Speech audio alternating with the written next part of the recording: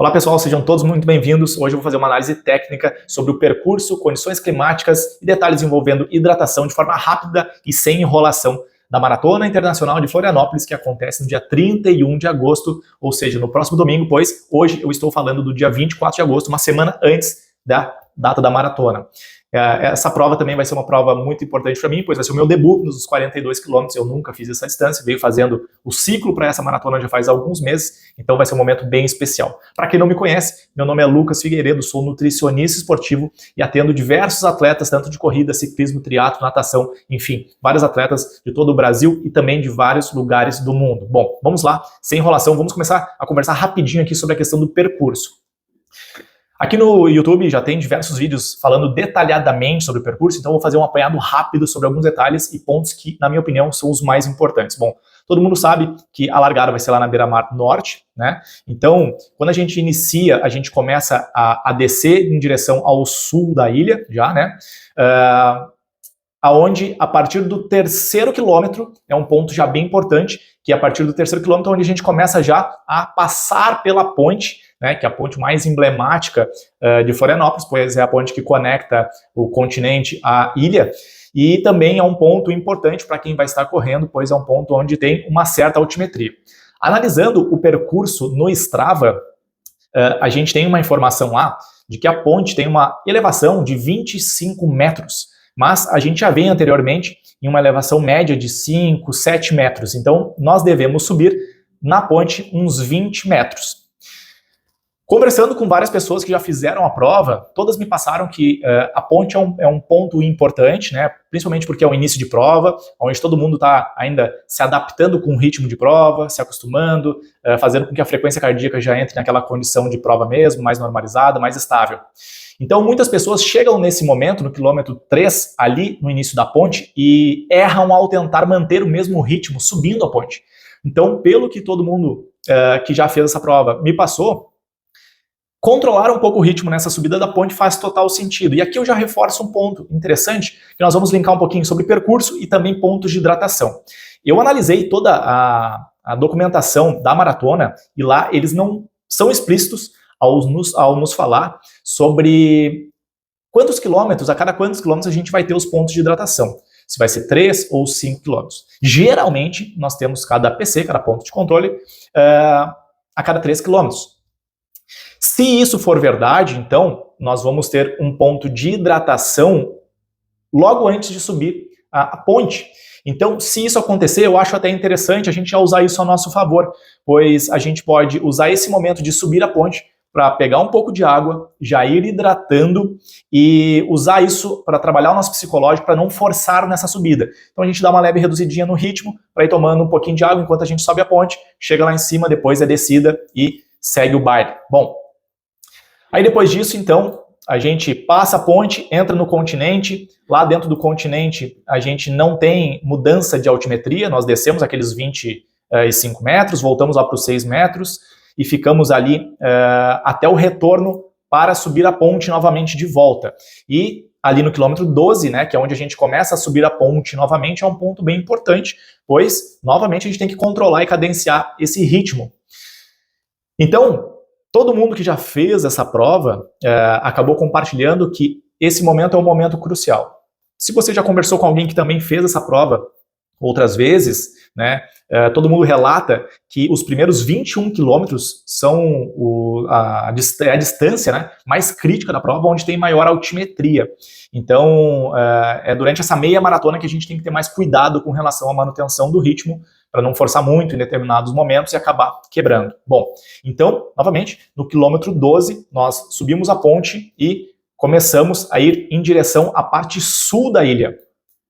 Indo em direção à parte sul, depois que nós descemos a ponte, a gente tem mais uma elevada, tá? Que vai ser mais ou menos, pelo que eu estou olhando aqui no mapa do Strava, deixa eu até confirmar aqui, vai ser mais ou menos lá pelo quilômetro 15, onde a gente tem mais uma elevada, até algo importante aqui que eu já vou linkar.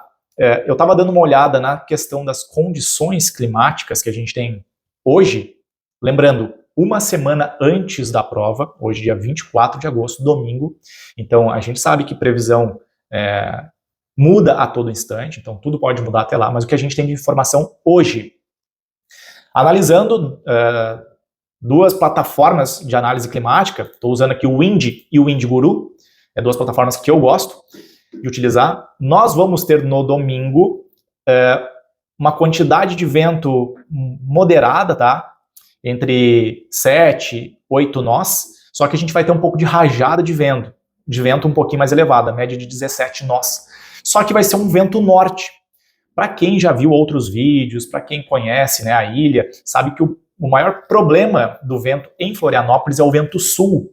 Então, neste caso aqui, pelo que a gente tem, a fotografia de hoje, no próximo domingo nós vamos ter um vento norte. Então, não deve influenciar na nossa descida até a parte sul da ilha.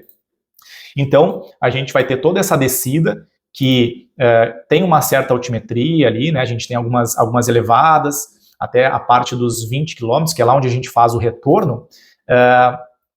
Teoricamente, com o que a gente tem de informação hoje, não vamos ter vento contra. Isso já é um benefício para descer. Mas, ao mesmo tempo, já sabemos que quando nós viramos lá embaixo, né, lá no quilômetro 20, que nós começamos a subir novamente em direção à parte norte da ilha, nós já sabemos, então, que com as informações que a gente tem hoje, nós vamos, teoricamente, pegar um pouco de vento contra, né, um vento norte. Vamos trabalhar a expectativa aí que esse vento mude, né, que perca até um pouco de intensidade, principalmente nas rajadas, pois se a gente analisar o sábado e a segunda-feira, são dias com bem menos vento.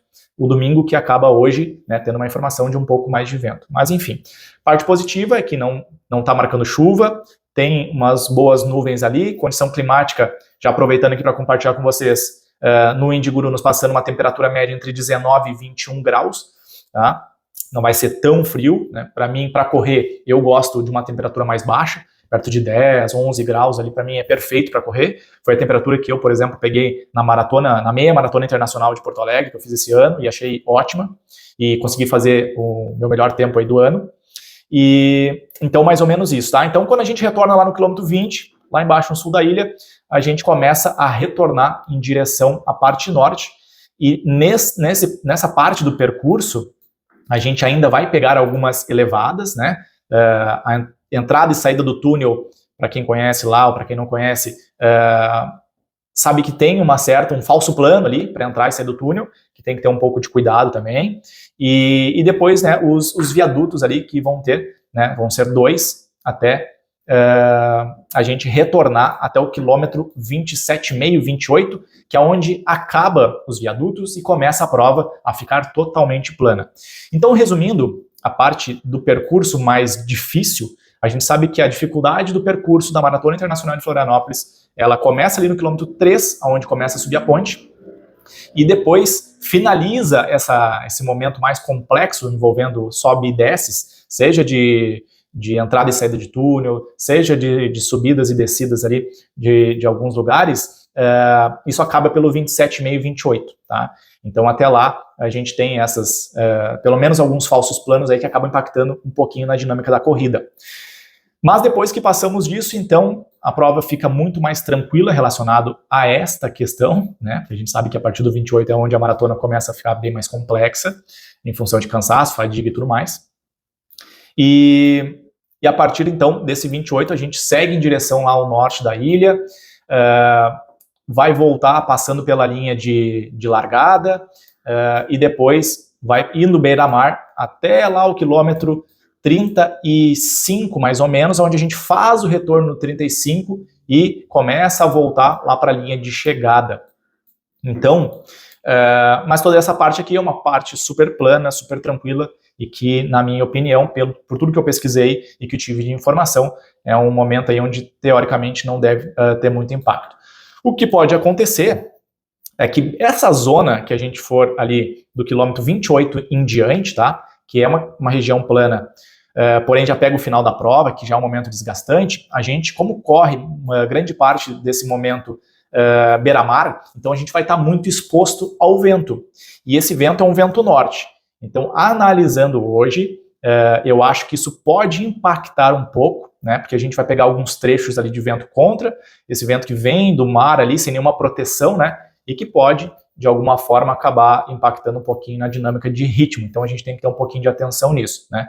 Entender que esse final de prova, talvez, se esse vento se manter, e se essas rajadas aí forem rajadas que causem um certo impacto aí no ritmo, a gente vai ter que dosar um pouquinho esse ritmo para acabar não quebrando. Bom, como eu tinha comentado com vocês sobre os pontos de hidratação, então analisei toda a informação técnica da prova, né, eles falaram que vão seguir todos os regulamentos ali que regem, né, essa parte de dinâmica de uma prova internacional, só que eles não dizem exatamente de quantos em quantos quilômetros a gente vai ter os postos de hidratação, mas na prática geralmente a cada 3 quilômetros, então tanto para descida quanto para subida a gente vai ter esses pontos de hidratação, tá? Bom, o que eu posso, como nutricionista esportivo, compartilhar com vocês, né, de informações com o que a gente tem hoje, que podem ajudar vocês na prova de vocês. Bom, com relação primeiro ao percurso, como eu estava comentando com vocês, a primeira etapa do percurso, até os 28 km, 27,5, é onde a gente tem um pouco mais de altimetria, um pouco mais de sobe e desce. Vai ser uma fase da prova um pouco mais desgastante, que talvez exija um pouco mais de energia de vocês. Então, aqui eu quero uma reflexão, tá, de vocês. Para quem aqui já correu alguma prova com mais altimetria, alguma prova de trilha, que tem algum sobe e desce, já sabe, ou pelo menos deveria saber, que o gasto energético com subidas ele é maior do que quando a gente corre no plano, né? Pela força que a gente acaba fazendo. Então, nossa musculatura acaba fazendo um pouco mais de força, tem uma demanda maior de glicogênio, então a gente tem uma demanda energética um pouquinho maior. Então, pode ser que durante esses primeiros 28 quilômetros, a gente tenha uma demanda um pouquinho mais elevada por glicogênio, ou seja, talvez a estratégia de reposição de carboidrato tenha que ser pensada para que a gente consiga suprir essa necessidade energética do início da prova, que vai ser um pouquinho mais elevada. E depois, para o final da prova, talvez ir dosando um pouco mais, né, diminuindo um pouquinho essa reposição de glicose. Claro que o final da prova é onde a gente também necessita de uma boa quantidade de glicose, né? A questão é fazer a organização e o balanço disso durante o percurso, porque o percurso ele tem dinâmicas diferentes, né? Então, se a gente manter a mesma quantidade de hidratação durante a prova toda,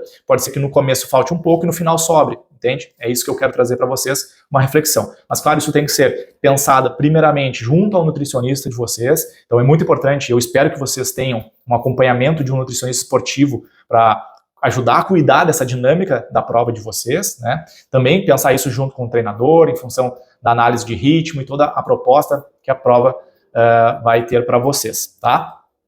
Então a gente tem que pensar um pouquinho sobre isso. Bom, com relação, então, a parte ali de clima, vento, chuva, frio, calor, como eu compartilhei com vocês, nessas duas plataformas que eu estou analisando hoje, o Wind e o Windiguru, nós temos hoje um vento norte, né, que está marcado para o domingo que vem. É um vento que não é forte, mas que tem algumas rajadas um pouco mais elevadas.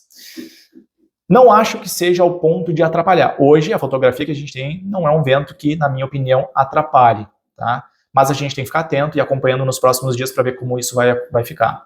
Bom, o que a gente percebe aqui também? Não vai ser muito frio, né? Se a gente for ver a mínima de 18 graus, a 21, já é uma temperatura que não é tão frio. Então temos que ficar muito atentos à parte de hidratação, né? E quando a gente fala de hidratação, se a gente tem uma grande produção de suor, a gente não perde só a água, a gente perde também alguns minerais chamados de eletrólitos. Então tem que ter um cuidado com sódio, tem que ter um cuidado com potássio, com magnésio, né? Com todas esses minerais aí que são tão importantes para o nosso corpo e que com uma temperatura mais elevada, dependendo da umidade que nós vamos ter, que hoje aqui eu não tenho essa informação, mas que conta muito para a prova, dependendo da umidade, pode ser que tu promova muito mais suor e a gente tem que ter um olhar muito mais crítico para a hidratação.